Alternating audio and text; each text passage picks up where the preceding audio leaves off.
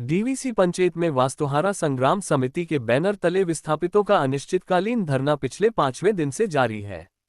धरना में विस्थापित महिलाएं व बच्चे शामिल हैं।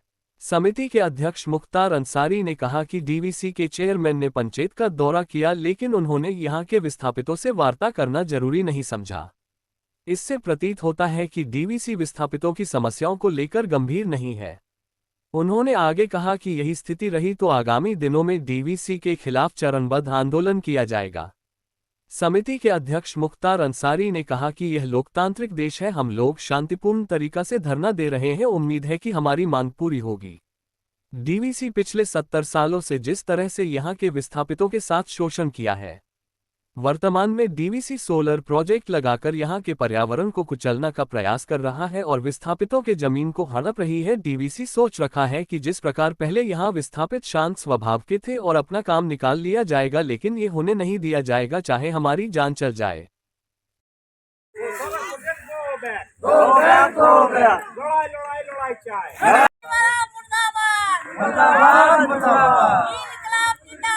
जिंदाबाद जिंदाबाद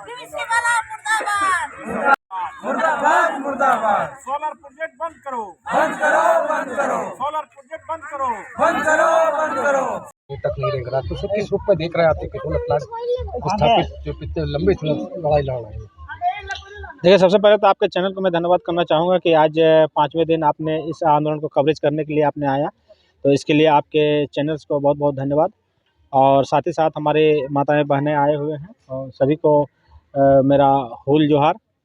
देखिए, जो सबसे बड़ी बात है कि हम लोग आज 5वें दिन जो लोकतांत्रिक तरीका कहता है कि लोकतांत्रिक तरीके से हम लोग आंदोलन कर रहे हैं और हम लोग पिछले ये 5 दिन से तो धरना प्रदर्शन कर रहे हैं, लेकिन पिछले 1 साल से जो है सोलर प्रोजेक्ट के विरोध में हम लोग कंटिन्यू इस पर संघर्ष कर ही रहे हैं, आंदोलन कर रहे हैं। कभी डीवीसी जोर जबरदस्ती करने का प्रयास कर रहा है, तो इसके लिए भी हम लोगों ने डीसी सर को भी ज्ञापन प्रतिलिपि के रूप में सौंपा है और साथ ही हम लोग शांतिपूर्ण धरना प्रदर्शन करते हैं, क्योंकि ये लोकतांत्रिक देश है। मुझे उम्मीद है कि लोकतांत्रिक तरीके से हमारी बातें सुनी जाएंगी और शासन और प्रशासन तक हमारी बातें पहुँचेगी, उनके वो इस पर संज्ञान लेंगे और उस पर ज़रूर कड़ा से कड़ा कुछ कार्रवाई करेंगे। डीवीसी प्रबंधन में तो किसी तरह जो आप खुद कह रहे हैं कि पिछले 1 वर्ष से आप लड़ाई लड़ रहे हैं, लेकिन अभी तक तो किसी तरह का जूर नहीं लग रहा है।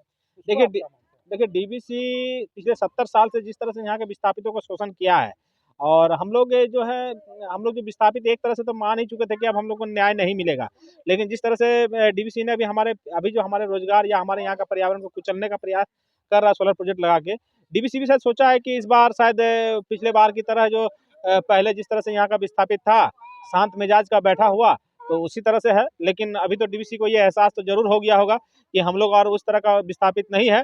हम लोग अपना हक और अधिकार भी जान रहे हैं। अब हम लोग अपना हक भी लेंगे, अपना अधिकार भी लेंगे। आप पर यह आरोप लग रहा है कि आप विकास के बाधक बन रहे हैं, क्योंकि विकास से सोलर प्लांट लगने से बहुत सारे फायदे हैं, यहाँ के लोगों को मिलने वाला है, उस पर आप विकास के बाधक के रूप में आपको डीवीसी प्रबंधन ठहरा रही है। देखिए, इसमें 2 बातें हैं। डीवीसी के तरफ से अगर कहें तो डीवीसी के नज़र में सिर्फ एक ही को विकास है, सोलर प्रोजेक्ट लगना विकास।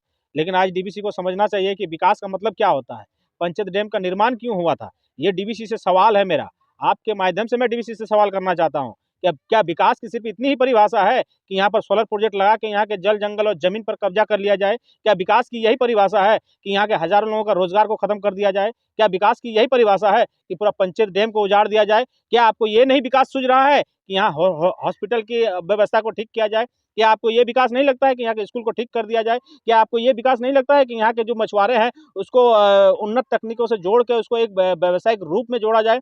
क्या आपको ये विकास नहीं लगता है कि यहाँ पर सिंचाई का व्यवस्था करके यहाँ पर जितनी भी ज़मीन है इस पर सिंचाई का व्यवस्था करके इसको खेती के रूप में किया जाए? क्या ये डीवीसी को सिंचाई का व्यवस्था ये विकास का व्यवस्था नहीं लगता? आज हज़ारों ऐसा आदिवासी है जिनकी आज डोमिसाइल नहीं बन पा रही है, ये डीवीसी की वजह से। आज वो मजबूरी हाल में जी रहे हैं। आज लोगों के पास में घर नहीं है, यहाँ पर टूटा-फूटा घर में रह रहा है, जिसके पास में अपना खुद का घर नहीं है। आज डीवीसी उनका ज़मीन ले लिया, उनको दिया कुछ नहीं। आज डीवीसी कितना बेशर्म होकर बोलता है कि बंगाल और झारखंड मिला के सिर्फ 100 विस्थापित है, उसको शर्म आना चाहिए। आज वो साबित करे कि वो 100 विस्थापितों के ज़मीन पर ये सारा पंचायत डैम बना हुआ है और वही 100 की ज़मीन पर यहाँ पर सोलर प्रोजेक्ट लगाया जा रहा है। मैंने तो दिया है आवेदन, वो साबित करे ना। वो मेरे जो ये जो मांगे हैं उस मांगों को गलत साबित करे। आज तो हम कुछ भी अलग चीज़ नहीं मांग रहे। जो उन्होंने हमारे लिए सर्कुलर दिया है, जो कानून कहता है, जो संविधान कहता है, जो उनका मिनट्स में बना है, हम तो उसी चीज़ का मांग कर रहे हैं। अलग से क्या हम मांग कर कब रहे हैं? तक चलेगी लड़ाई आपके यहाँ पे? देखिए, पिछले 70 साल से तो ये लड़ाई चल रहा है। 1968 से दामोदर वैली वास्तुहारा संग्राम समिति अपनी लड़ाई कंटिन्यू लड़े जा रही है। 1968 से हमारे बाप दादा गुजर चुके हैं इस दुनिया से। अभी हम लोग इस लड़ाई को शुरू किए हैं, लेकिन हम लोग यंग जनरेशन के हैं, हम लोग उस तरह से लड़ाई नहीं लड़ेंगे। हम लोग शांतिपूर्ण तरीके से लड़ाई तो कर रहे हैं, लेकिन कहीं ये डीवीसी को मैं चेतावनी भी देना चाहता हूँ। कहीं कल धरती आबा भगवान बिरसा मुंडा का जयंती भी हम लोगों ने मनाया। कहीं फिर से दोबारा अगर फिर से उसी उलगुलान को अगर फिर से लोगों ने यहाँ से आ गया, तो फिर वही तीर धनुष, वही कमान, वही पारंपरिक हथियार लेके लोग अगर निकला ना, तो फिर ये डीवीसी को यहाँ से भागने का मौका नहीं मिलेगा।